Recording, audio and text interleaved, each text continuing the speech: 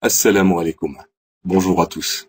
Aujourd'hui, je me permets de publier une vidéo sur un sujet qui concerne toute la communauté musulmane. Ce sujet concerne les boissons de la marque Coca-Cola Company. Alors je parle bien évidemment de Coca-Cola, Fanta, Sprite et toutes les autres boissons de la compagnie. Disons-le sans détour, dans le Coca, il y a de l'alcool. Et ce n'est pas une information étendue par un frère qui l'a entendu par un frère, qui l'a entendu d'un cher, qui lui-même la tient d'un autre cher, ami d'un scientifique qui travaille dans une société en étroite collaboration avec la firme Coca-Cola.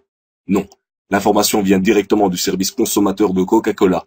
Et elle ne date pas du siècle dernier, elle date du mercredi 11 juillet 2007. En réponse à l'un des lecteurs du site Alkez, qui a eu la bonne idée de contacter Coca-Cola Company, puis de scanner la lettre qu'il a reçue, le service consommateur de Coca-Cola écrit noir sur blanc. C'est avec plaisir que nous vous confirmons que la boisson rafraîchissante sans alcool peuvent contenir d'infimes traces d'alcool provenant des arômes utilisés, entre parenthèses, des supports d'arômes. En effet, la quantité d'alcool présente dans nos boissons est toujours très faible et en tout cas toujours inférieure à 1,2 degré d'alcool présente dans nos boissons, soit 1,2% en volume. Seuil réglementaire pour les boissons sans alcool. Coca-Cola et les boissons de la même marque Fanta, Sprite contiennent de l'alcool ou peuvent contenir de l'alcool. Et même si le service client s'efforce de minimiser les choses en parlant de traces infimes, il avance un chiffre qui rend impossible toute objection. La quantité d'alcool peut atteindre 1,2% en volume. Autrement dit, une bouteille de Coca-Cola de 1,5 litre peut contenir jusqu'à 1,8 centilitres d'alcool. Vous imaginez? Et on sait très bien qu'il y en a qui sont accros au Coca-Cola. Ce chiffre va leur donner des idées de tout l'alcool qu'ils ont pu avaler. Alors si on fait la conversion entre la quantité d'un pack de bière, on a en effet vite fait de remplir des canettes de bière de 1,8 centilitres d'alcool. Alors plus sérieusement, ce qui m'a poussé à enregistrer cette vidéo, c'est le comportement de certains soi-disant musulmans. Il suffit d'ouvrir les yeux, d'aller dans les commerces et de voir si les musulmans vendent effectivement cette boisson.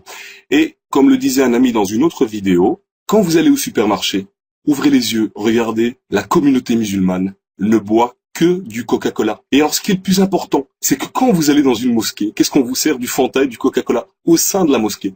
Alors, à part le fait qu'il y a de l'alcool, sachez que boire du Coca-Cola, c'est financer, je dis bien, aider le gouvernement israélien à tuer chaque jour des Palestiniens. Vous imaginez le nombre d'argent que vous avez pu donner dans votre vie à la compagnie Coca-Cola. Pour ma part, il est inconcevable de donner 1 centime à Coca-Cola ou à toute autre société ou entreprise sioniste. Sachant qu'un jour je vais passer devant Allah Azza wa Jal, notre créateur, et qui me posera la question: as-tu aidé les sionistes à tuer des frères musulmans?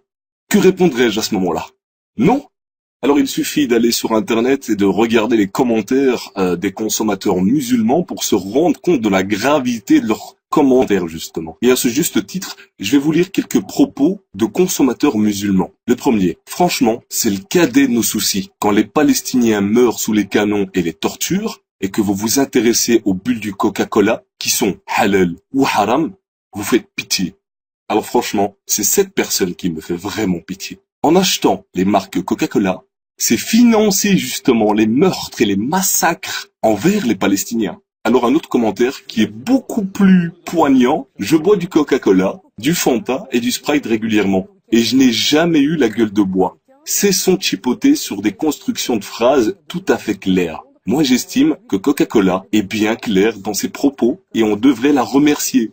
Cela prouve leur professionnalisme. Elle aurait très bien pu nous dire: il n'y a pas une goutte d'alcool dans le Coca. Alors là, c'est la meilleure. Clairement, cette personne, en remerciant Coca-Cola Company, encourage les meurtres, les tortures, les bombardements que commet Israël envers le peuple palestinien. Et puis, l'alcool n'est pas la seule raison de boycotter Coca-Cola. Vu qu'il suffit de prendre une petite étiquette autour d'une bouteille de Coca-Cola, que ce soit en français ou en arabe, et de l'inverser, de voir ça au verso, et vous pourrez lire clairement, écrit en arabe: Nomka, no Mohammed. Astaghfirullah al-Azim. Quelle calomnie. Ça ne s'arrête pas là. Ça s'appelle des messages subliminaux, des messages cachés en quelque sorte. Là, je vous parlais de Coca-Cola. Vous pouvez prendre aussi Fanta, Sprite, et vous verrez clairement Shaitan, Satan, en train de tenir le monde entre ses mains, ou d'autres images où on voit la terre en feu. Des images comme ça, il en existe plein, et pas uniquement dans les marques Coca-Cola. Sachez-le bien. Et pour vous prouver que certains dirigeants de mosquées n'ont aucun scrupule, la mosquée de Paris certifie que Coca-Cola est halal. Et donc, soutient Coca-Cola. Je suis convaincu que la fin des temps approche à très grands pas. Il sera de plus en plus difficile de pratiquer sa religion.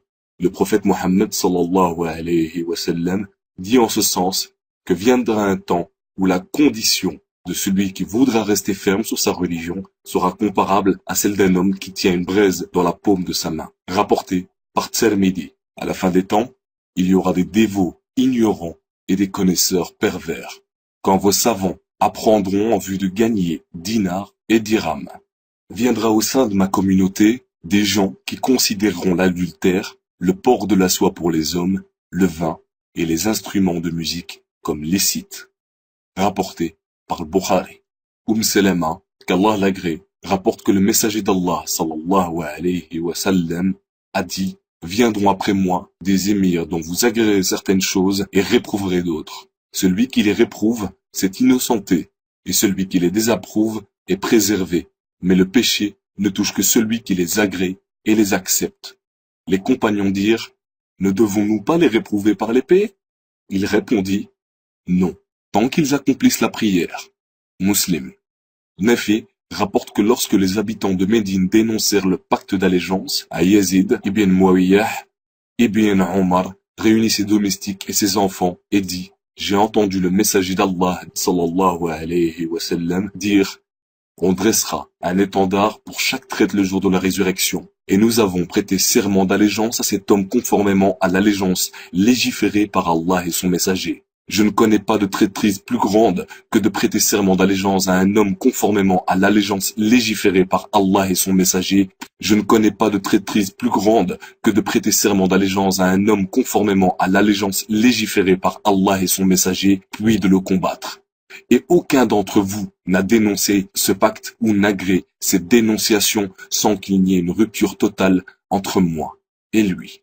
Al-Bukhari. Chers frères, chères sœurs en islam, je vous conseille vivement d'aller faire vos propres recherches. Comme je dis souvent, une info vérifiée par soi-même vaut 10 000 infos. Barakallahu fikoum. Je vous remercie. Jazakumullahu khair. Assalamu alaikum.